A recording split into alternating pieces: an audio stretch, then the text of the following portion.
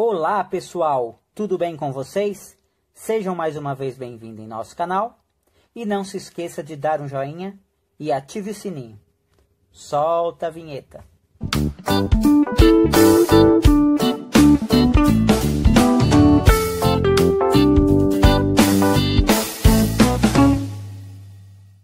Hoje iremos falar sobre inversores de frequência. Mais precisamente sobre ligações físicas para os comandos remotos de gira para, avanço retorno, reset e potenciômetros. Então vamos lá? O que temos aqui? Aqui temos uma representação gráfica dos bornes de conexões de controle de uma CFW300. Nós temos aqui as entradas digitais 1, entrada digital 2, entrada digital 3, entrada digital 4 e o GND, que é o comum das entradas digitais. Aqui no borne 7, 8 e 9, nós temos as entradas analógicas. Nesse caso aqui, só possui uma entrada analógica. O borne 7 é o comum, a entrada analógica AL1, que é o 8, é o sinal, e o mais 10 é o 9. Então, aqui nesse 7, 8, 9 é onde nós iremos ligar o nosso potenciômetro. Então, vamos lá. Você vai pegar a fiação do comum, não repara aqui o desenho, né? E você vai fazer o comum para as entradas digitais. Suponhamos que aqui na entrada digital 1, nós iremos ligar, vamos dizer, o gira e para. Então, você vai pegar uma fiação. Aqui, você vai colocar um interruptor, normalmente aberto, certo? Que vai fechar aqui com o nosso comum, ok? Na entrada digital 2, digamos que nós vamos ligar nela o nosso avanço. Então, você vai repetir o processo aqui. Você vai puxar uma fiação, você vai colocar aqui no normalmente aberto, de um botão, tá? Retentivo. Vamos lá. Na função de entrada 3, no D3, se aqui é o avanço, vamos colocar o retorno. Então, você vai vir aqui, tá? E vamos colocar um botão normalmente aberto no retorno. Neste caso aqui, eu até aconselho que seja usado um botão, um knob, né? Um botão comutador com 3 posições, né? Ou seja, um exemplo, para direita avanço, para a esquerda retorno, ou vice-versa, e o centro vazio, né? O centro neutro. Então, eu indicaria aqui um botão de 3 posições, ok? Mas aí fica ao critério de qualquer um. Se quiser colocar um botão comum, sem problema, desde que seja retentivo, né? Porque se você colocar um botão de pulso aqui, ele só vai funcionar enquanto você estiver pulsando. No D4, vamos colocar o nosso reset. Vamos colocar aqui um botão de reset. Neste caso, em específico, nós vamos colocar um botão pulsante. Certo? Porque é só mesmo para resetar em caso de falha. Esse vai ser, a gente vai programar ele aqui para um reset de falha. Ok? Então, vamos lá, pessoal. Aqui, nós vamos fazer a ligação agora do nosso potenciômetro. Para fazer a ligação do nosso potenciômetro, nós vamos utilizar aqui nas nossas conexões de controle as entradas 7, 8 e 9. Ok? Então, já adiantei aqui. O que seria isso, né? Os terminais do nosso potenciômetro. Lembrando que para o CFW300, o potenciômetro que nós iremos usar seria um de 5K ohms, tá? Eu não estou com nenhum próximo aqui no momento, mas eu vou pegar um para mostrar para vocês. Vocês não reparam que eu sou muito ruim de desenho, mas eu tentei representar aqui para vocês, porque sempre fica uma dúvida. Na hora da prática, quando você está com o potenciômetro na mão, ele não tem nenhuma marcação na maioria das vezes. Ele tem o valor marcado, 5K ohms e tal, mas ele não tem representado aqui nos bornes, né? Para a gente saber, nesse caso aqui, qual que iria no 7 e qual que iria no 9. O 8 tudo bem, o 8 é do centro e não tem como confundir, concorda? Então, como que você vai fazer isso? Você vai analisar aqui, ó, nas ligações do borne, como se você estivesse olhando ele de frente. Eu tentei representar ele aqui, né? Com o knob que você manuseia virado para você, tá? Então, você olhando ele de frente, o borne, o terminal da esquerda, você vai ligar no borne 7. Está representado em roxo aqui, ok? O borne do centro, que não tem como confundir, né? Você vai ligar no 8.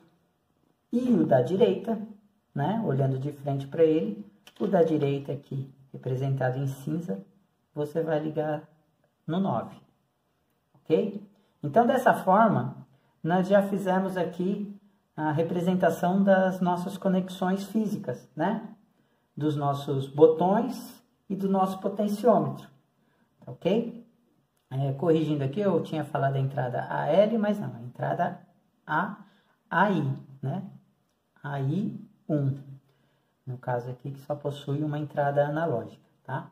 Então, DI, entradas digitais, AI, entradas analógicas, ok? Bom, vamos voltar lá para trás um pouquinho também, só para mim explicar para vocês o que eu havia dito aqui sobre o botão comutator, né?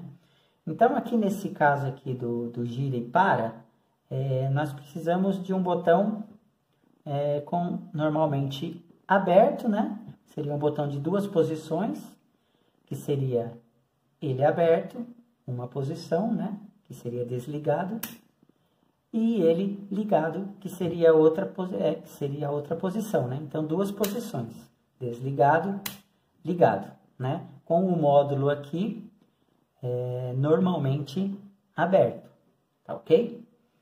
E nesse segundo caso aqui, do avanço e retorno, como nós nunca iremos usar os 2 movimentos ao mesmo tempo, isso é óbvio, né? Ou você avança ou você retorna, você não consegue fazer as 2 coisas ao mesmo tempo, isso é óbvio. Então, o que eu sugeri aqui? Um botão tipo aquele que eu acabei de mostrar, que seria esse aqui, só que com 3 posições. O que seria 3 posições? O meio desligado, para a esquerda, digamos que seja o retorno, né? Que aqui vai estar um módulo normalmente aberto, que ao acionar ele fecha, né? E que seria o retorno. Então, seria retorno, meio desligado, direita, avanço, também com um módulo normalmente aberto. Ele só vai fechar no momento em que eu colocar a chave do knob para essa posição da direita. Então, recapitulando, 3 posições por quê? Em aberto, né, desligado, retorno e avanço. Então, vamos daqui para lá. Retorno, desligado e avanço, ok? Então, esse é o botão que eu sugeri aqui. Nesse caso aqui do botão de push, eu também não estou com nenhum aqui próximo no momento, mas até o final aí eu mostro para vocês. É apenas um botão pulsante, tá? Pressionou, ele fecha, tirou o dedo, ele abre. Porque é só mesmo para o reset de falha, ok? Então vamos lá, pessoal. O que nós fizemos até agora aqui? Nós fizemos a ligação física, correto? Nós ligamos aqui os nossos botões, os nossos potenciômetros, correto? Então, Emerson, então se eu ligar o inversor lá, se eu energizar ele, já vai estar funcionando? Não, não vai. Ah, mas como não? Nós já colocamos todos os botões, tudo, e por que não? Não, não vai, porque nós não informamos para o inversor o que a gente espera dele, o que a gente quer que ele faça quando nós fecharmos aqui o circuito do D1, da entrada digital 1, da 2. O que a gente espera que ele faça quando nós ligarmos aqui, acionarmos aqui o nosso potenciômetro. Ele não sabe o que a gente quer, né? Ele não sabe o que a gente espera aqui de cada entrada digital e analógica. Então, nós precisamos informar para ele o que nós esperamos dele. Então, o que é muito importante aqui nesse momento? É muito importante que, se você não tem em mãos o manual de programação da CFW300, você vá lá no site da WEG, é gratuito, entendeu? Aí você vai lá no CFW300, no equipamento, lá vai ter, abaixo dele, lá vai ter para você baixar gratuitamente todos os manuais de instalação, de programação, vai estar tudo lá. Então, é muito importante esse momento a gente ter em mão para saber aqui, parametrizar, né? Qual o valor referente à função que a gente deseja, que a gente espera que ele faça aí. Então, vamos lá. Então, aqui eu coloquei apenas as referências relacionadas a esse comando aqui que a gente vai precisar usar. Ok? Então, aqui no parâmetro 133, o que ele pede da gente? Qual a frequência mínima? Ou seja, qual a velocidade mínima que você espera do seu motor? A hora que você acionar aqui o gira-para, né, e o sentido, que velocidade você quer que o seu motor parta, né? Normalmente ele vem de fábrica, se eu não me engano, é 5 Hz. Então, quer dizer, da forma que ele vem de fábrica, você acionou aqui, mesmo que o seu potenciômetro esteja em 0, né, ele vai já partir com 5 Hz. Ou seja, o seu motor já vai girar numa velocidade baixa, mas vai, né? Porque ele já está, o mínimo é 5 Hz, entendeu? Então, no caso aqui, vamos falar assim, eu quero que quando eu ligue o meu inversor, né, que eu coloque no gira-para, mas o meu potenciômetro esteja no 0, eu não quero que o motor faça movimento nenhum. Então, qual é a velocidade mínima? É a frequência mínima, 0 Hz. Então, você vai lá no parâmetro 133 e você vai mudar lá. Você vai passar para 0 Hz. Entendeu? Como entrar no parâmetro, essas coisas, isso é bem simples. Tem num outro vídeo meu aí, quem ainda não viu, dá uma olhada lá. Então, você vai entrar lá no parâmetro 133 e você vai mudar para 0. Ok? Parâmetro 134 é a velocidade máxima, a frequência máxima, né? E qual a frequência máxima que você quer? Eu não sei, mas vamos falar aqui, vamos trabalhar aqui em cima da frequência nominal do motor, né? Então, qual que seria a frequência nominal do motor aí? Máxima? 60 Hz. Eu posso colocar 70? Eu posso colocar 80? Pode. Ele vai trabalhar fora do nominal da placa. Para isso, seria bom que você consulte lá o manual certinho, né? Caso você for fugir aqui da velocidade nominal. Então, qual que é a velocidade nominal máxima do motor em Hz? 60 Hz. Então, você vai lá no parâmetro 134 e você vai mudar lá para 60 Hz, correto? E aí, nós temos aqui o quê? O parâmetro 220. O que é o parâmetro 220? Você vai lá no seu manual e você vai ver.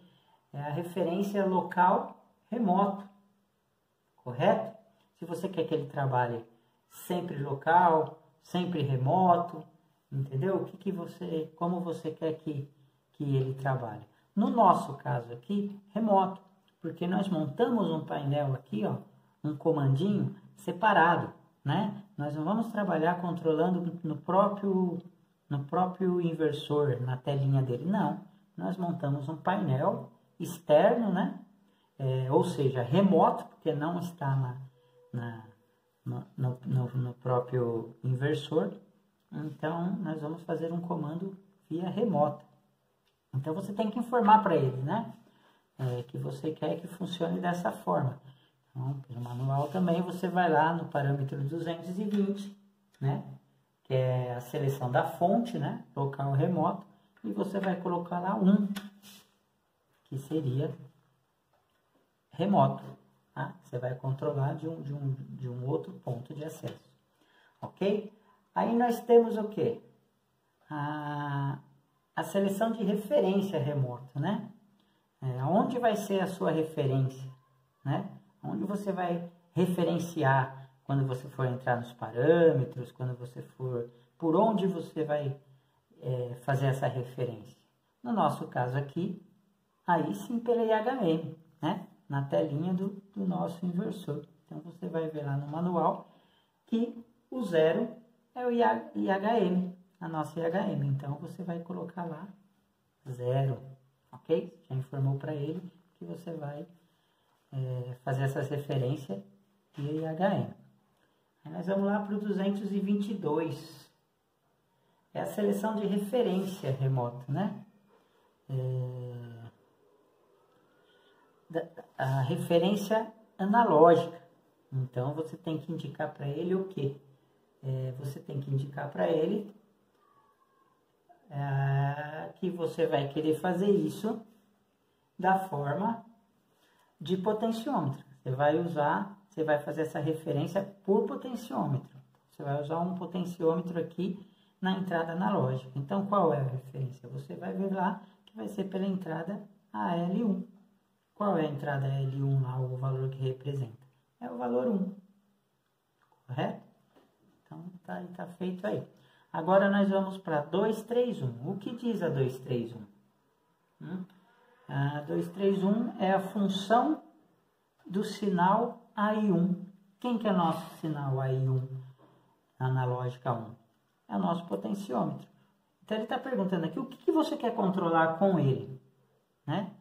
No nosso caso aqui, a gente quer controlar a velocidade.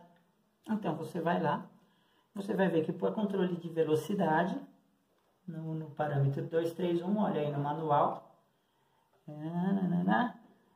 é o 1, referência de velocidade. Correto?